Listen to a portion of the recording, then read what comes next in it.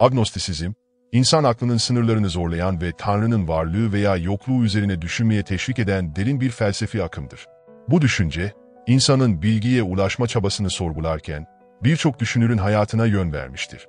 Kimileri bu kavramı bir tür ruhsal keşif olarak görürken, kimileri de inanç ve şüphe arasındaki ince çizgide yürümektedir. Peki, agnostisizm gerçekten neyi ifade eder? Bu felsefi yaklaşım, hem tarihsel hem de modern düşünce içinde nasıl bir yer edinmiştir? Bu soruların yanıtlarını ve agnostisizmin ilginç serüvenini keşfetmeye davetlisiniz. Agnostisizm, bir tür bilgi felsefesi olarak karşımıza çıkar. Bu düşünce, Tanrı'nın, ilahi olanın veya doğaüstü güçlerin varlığının kesin bir şekilde bilinemez olduğunu savunur. Yani, bu tür inançlara dair kesin bilgiye ulaşmanın imkansız olduğunu iddia eder. Bu bakış açısı, birçok kişi için dini inançların ötesinde bir ilgisizlik anlamına da gelebilir. Sonuçta, insan aklının bu tür sorulara yeterli rasyonel gerekçeler sunamadığı düşünülmektedir. Agnostisizmin tarihçesine baktığımızda, bu terimin ilk kez 1869 yılında İngiliz biyolog Thomas Henry Huxley tarafından ortaya atıldığını görürüz. Huxley, bu kavramı metafizikçiler ve ilahiyatçılar için, kendilerini umutsuzca cahil kabul eden kişiler olarak tanımlarken kullanmıştır. Ancak bu düşüncenin kökleri, çok daha eski zamanlara, M.Ö. 5. yüzyılda yaşamış düşünürlere kadar uzanır. Hint filozofu Sanjaya Belatiputta ve Yunan filozofu Protagoras gibi isimler, agnostik bakış açılarını daha önce dile getirmişlerdir. Agnostisizm, bir inançtan ziyade bir sorgulama yöntemi olarak değerlendirilebilir. Huxley, zihinsel meselelere yaklaşımda, kanıtlanmamış varsayımların kesinliği hakkında iddialarda bulunmanın yanlış olduğunu vurgulamıştır. O, insan aklının Tanrı'nın varlığına dair bir inancı rasyonel olarak destekleyecek yeterli gerekçeleri ortaya koyamayacağını savunur. Bu, agnostisizmin özünde yatan mantığı anlamamıza yardımcı olur. Agnostik terimi, antik Yunanca kökleri olan olmayan ve gnosis, bilgi kelimelerinden türetilmiştir. Huxley, bu kelimeyi yalnızca bir inanç olarak değil, şüpheci ve kanıta dayalı bir yaklaşım olarak tanımlamıştır. Ayrıca, Sanskritçe ajasi terimi de agnostisizmin ruhunu yansıtan, metafizik bilgi edinmenin imkansızlığını savunan bir düşünce tarzıdır. Hindistan'da ise güçlü bir felsefi spekülasyon geleneği vardır. Hinduizmin klasik metinlerinden biri olan Rig Veda, yaratılışın kökeni hakkında agnostik bir bakış açısı sunar. Bu metinde, evrenin ve tanrıların nereden geldiğine dair net bir bilgiye ulaşmanın zorluğu ifade edilir. David Hume, insan aklının mutlak kesinliğe ulaşmasının neredeyse imkansız olduğunu ileri sürmüştür. O, anlamlı ifadelerin şüpheyle karşılanması gerektiğini savunmuştur. Hume'un şüpheciliği, Immanuel Kant'ın çelişkileri ve Søren Kierkegaard'ın varoluşçu felsefesi, birçok düşünürü Tanrı'nın varlığına dair kesin bir kanıt oluşturmanın imkansız olduğu sonucuna yönlendirmiştir. Agnostisizm, birkaç farklı türe ayrılır. Güçlü agnostisizm, bir Tanrı'nın varlığı veya yokluğu konusunda kesin bir bilgi edinmenin mümkün olmadığını savunurken, zayıf agnostisizm bu durumun geçici bir belirsizlik olduğunu, gelecekte bir bilgi edinilebileceğini öne sürer. Kayıtsız agnostisizm ise, tanrıların varlığının veya yokluğunun bir önemi olmadığı fikrini taşır. Charles Darwin de yaşamı boyunca agnostik bir bakış açısını benimsemiştir. Kendisi, Tanrı'nın varlığını inkar etmediğini, ancak agnostik olarak kendini tanımladığını ifade etmiştir. Huxley ise, agnostisizm ile ilgili olarak entelektüel olgunluğa ulaştıktan sonra birçok mezhepten uzaklaştığını belirtmiş ve bilgiye ulaşamadığını vurgulamıştır. Sonuç olarak, agnostisizm, bilgiye dair derin bir sorgulama ve düşünme biçimi sunarken, insanların inançlarını, şüphelerini ve belirsizliklerini keşfetmelerine olanak tanır. Bu, insan aklının sınırlılıklarını kabul ederek, daha geniş bir anlayış geliştirmek için bir fırsat sunar. William Stuart Ross, Saladin adıyla bilinen önemli bir figürdür ve Viktoryan dönemin özgür düşünürleri arasında öne çıkar. 1844 yılında doğan Ross, 1882'den itibaren Secular Review dergisini düzenlemeye başlamış. Bu dergi daha sonra Agnostic Journal and Eclectic Review adını almıştır.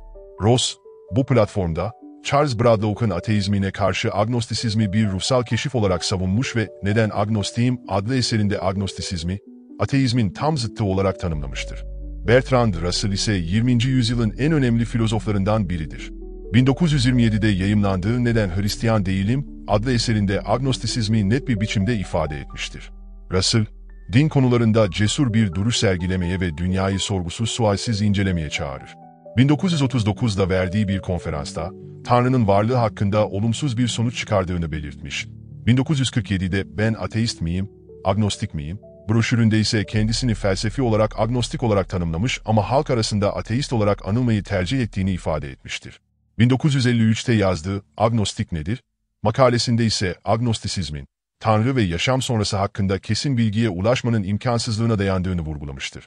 Leslie Weiterhirt, 1965'te yayımlandığı The Christian Agnostic adlı eserinde, agnostik olduğunu söyleyen pek çok kişinin aslında gerçek bir Tanrı'ya inandığını öne sürmüştür. Weiterhirt, insanların ruhlarının Tanrı'yı reddetme kapasitesine sahip olduğunu, ancak nihayetinde herkesin bir tür Tanrı'ya inanacağına dair bir inanç taşımıştır. 19. yüzyılda Amerika'da tanınan hatip Robert G. Ingersoll, büyük agnostik olarak bilinir. 1896'da yaptığı bir konferansta doğaüstü güçleri sorgulamış ve agnostik pozisyonunu bilmiyorum ama inanmıyorum şeklinde özetlemiştir.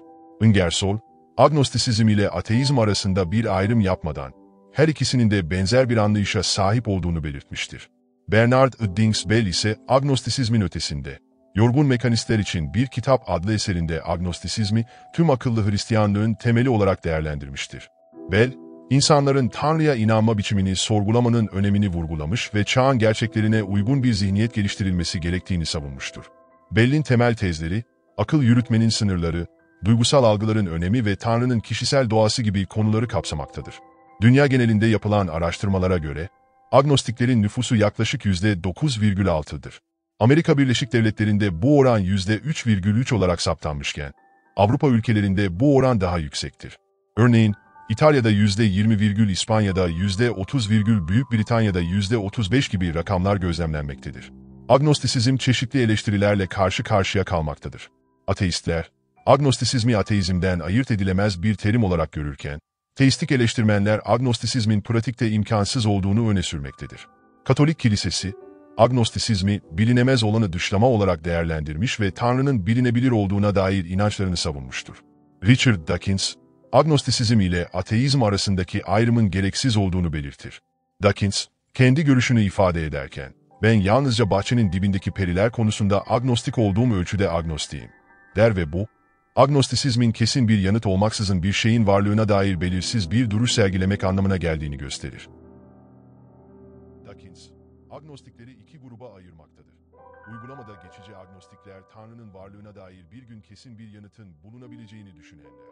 Prensipte kalıcı agnostikler ise Tanrı'nın varlığı hakkında kesin bilgi edinmenin imkansız olduğunu düşünürler. Dawkins, prensipte kalıcı agnostikler, derinden kaçınılmaz bir tür çit oturması olarak nitelendirir. Son olarak, ignostisizm, Tanrı kavramının ne olduğuna dair tutarlı bir tanım olmadan, Tanrı'nın varlığı hakkında tartışmanın anlamsız olduğunu savunur. Bu görüşe göre, eğer Tanrı tanımı tutarlı değilse, o zaman Tanrı'nın varlığı ile ilgili tartışmalar da anlamlı olmayacaktır. Bu bağlamda önemli filozoflar, ateizm ve agnostisizmin ignostisizmle uyumsuz olduğunu düşünmektedir. Agnostisizm, bilginin ve inancın derinliklerinde gezinen bir yolculuğun kapılarını aralıyor. Düşünürlerin bu kavrama kattığı çeşitli bakış açıları, yaşamın anlamını sorgularken bize yeni ufuklar sunuyor. Bu ilginç felsefi akım hakkında daha fazla bilgi edinmek ve görüşlerinizi paylaşmak isterseniz, yorum yapmaktan çekinmeyin. Eğer bu tür derinlemesine tartışmalara ve keşiflere ilgi duyuyorsanız, abone olmayı unutmayın. Böylece birlikte düşünmeye devam edebiliriz. Unutmayın, her soru yeni bir keşif yolculuğunun başlangıcıdır.